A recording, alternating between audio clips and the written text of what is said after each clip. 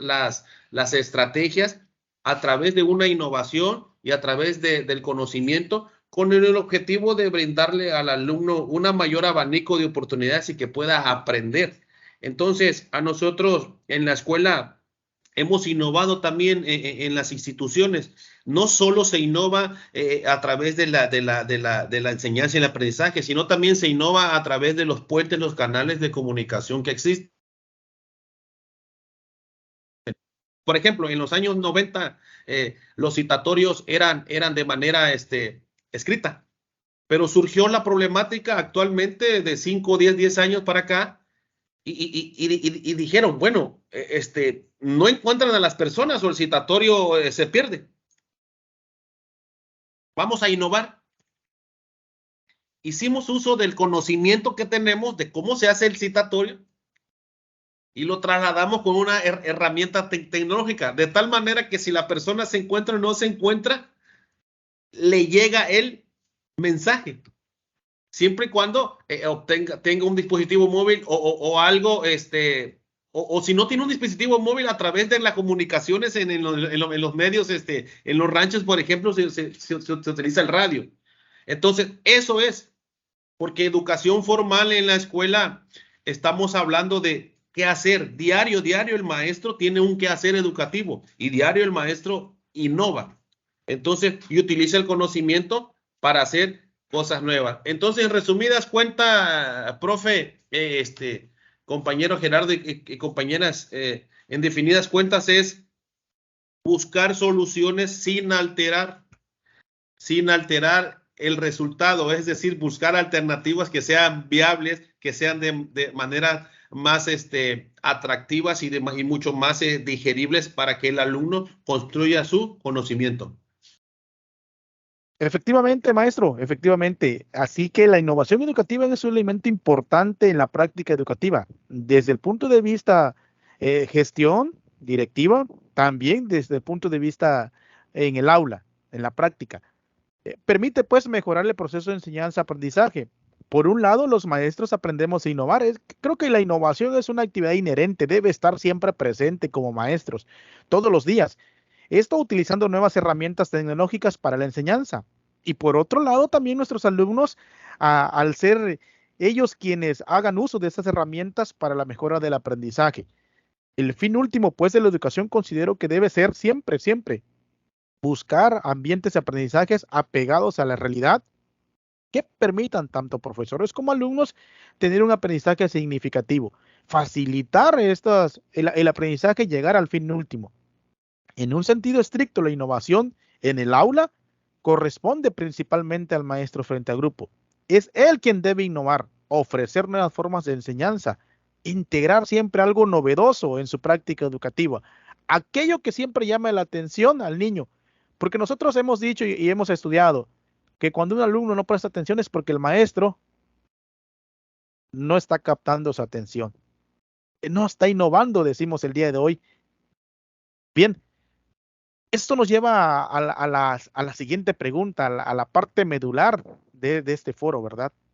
La pregunta es, ¿en qué pensamos cuando nos referimos a innovación tecnológica educativa? El maestro Enrique ya mencionaba algo importante, ¿verdad?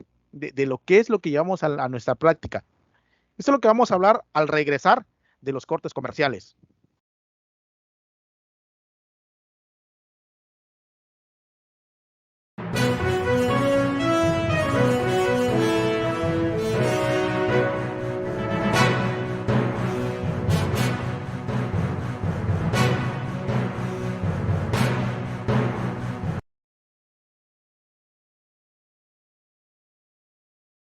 Y bueno, ya estamos de regreso en esta charla educativa, en el Foro Educativo UNIT.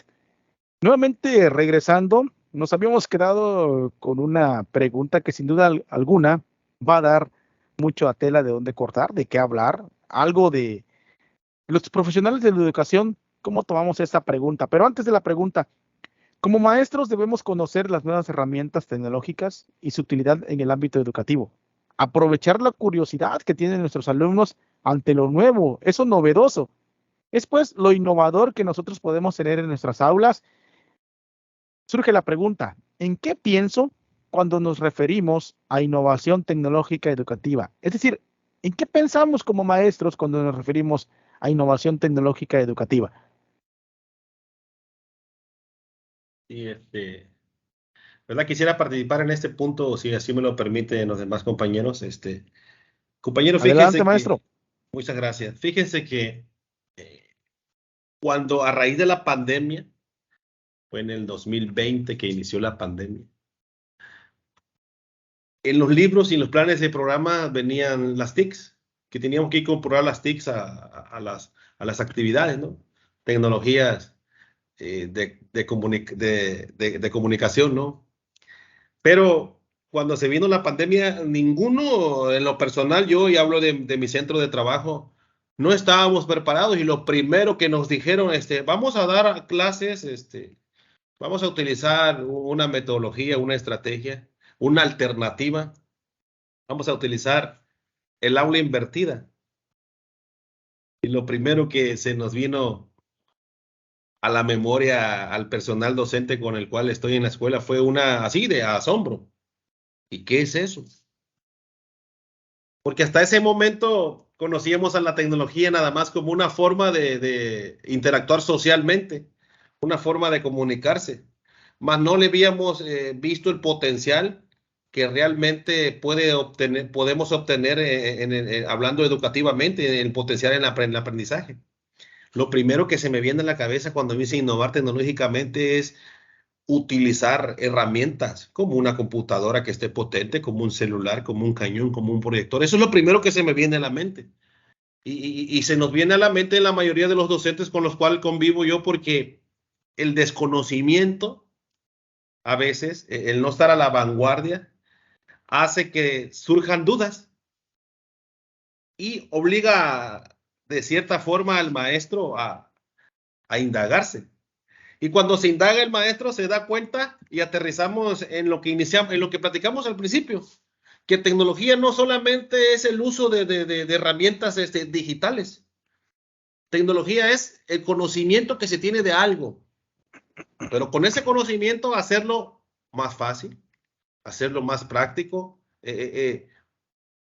tratado de algo, cómo tratarlo eso y hacerlo de manera más fácil. Entonces, desde ese punto, la Secretaría de Educación Pública, la SEP, a través de los jefes inmediatos en este proceso, a través de la Secretaría de Educación Pública Federal, mandó a la Secretaría Estatal a los jefes de sectores a supervisión y supervisión a directivos y directivos hacia el personal docente, a establecer un método de aula invertida en los niveles educativos, con el único objetivo de garantizar el derecho a la educación a todos los niños en la educación básica. La primera impresión o el primer punto que un servidor tuvo es, tengo 6 profesores jóvenes, todos jóvenes, manejan una computadora, manejan un celular, pero no pueden manejar cuentas de Google, no pueden manejar herramientas digitales para potenciar el aprendizaje. Entonces, lo primero que pensamos es, ¿qué voy a hacer? Bueno. Lo interrumpo, maestro, lo interrumpo. Entonces ahí nos damos cuenta que como profesionales de la educación muchas veces confundimos el término. Es decir, porque ya tengo un celular, porque ya ocupo la computadora, pienso que estoy a la vanguardia tecnológica. Pero desde el campo educativo le estoy dando el uso que realmente le puedo dar. O sea, estoy optimizando ese recurso como tal. Y bueno, escucho que a lo mejor no estaban preparados. Digo, nadie estábamos preparados para una situación como la que vivió la humanidad, ¿verdad? Y que bueno, hoy lo podemos contar. Pero desde esa perspectiva educativa, ¿cuál fue la innovación? ¿Cómo sus maestros innovaron? Adelante. Bueno, entonces, siguiendo ese punto, porque la aclaración que hace el profesor, hay que destacar bien ese punto. O sea, el aula invertida es una innovación porque es una nueva manera que utiliza las herramientas tecnológicas para potenciar el aprendizaje, que es lo que nos corresponde a nosotros, lo que nos compete. Y precisamente en este foro es lo que estamos tratando de brindar y aclarar al auditorio, ¿verdad? Cómo es que nosotros innovamos tecnológicamente en el aspecto educativo. Bien, ¿qué es un aula invertida? Un aula invertida se le conoce también como mixta, presencial y en línea, presencial y en línea, pero presencial lo dominamos al 100%.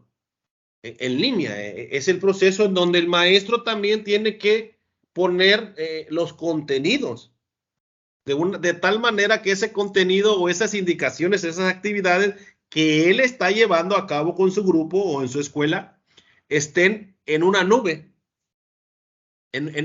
Se almacenan en la nube para cualquier alumno que tenga un dispositivo móvil pueda acceder a esa información.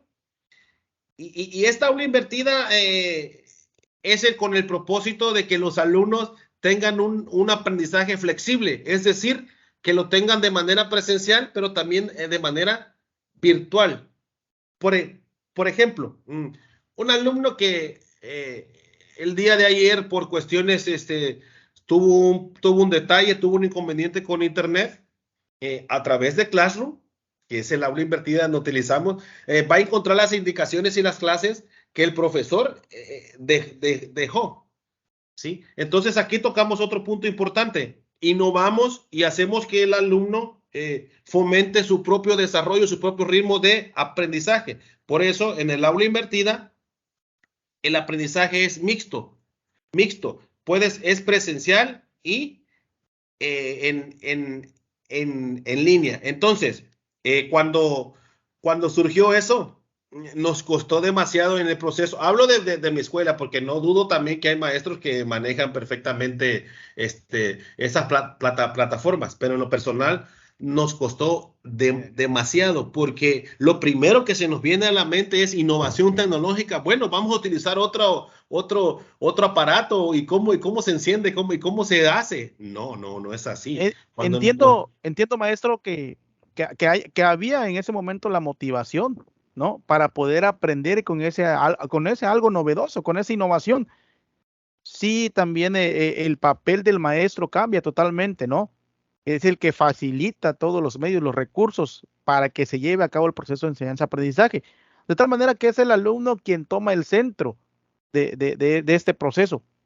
Pero me salta aquí la pregunta también, a esa innovación, ¿cómo reaccionaron como maestros? ¿Cómo reaccionamos como maestros? Porque no todo fue fácil, porque cuando algo nuevo llega a nosotros, a veces ponemos resistencia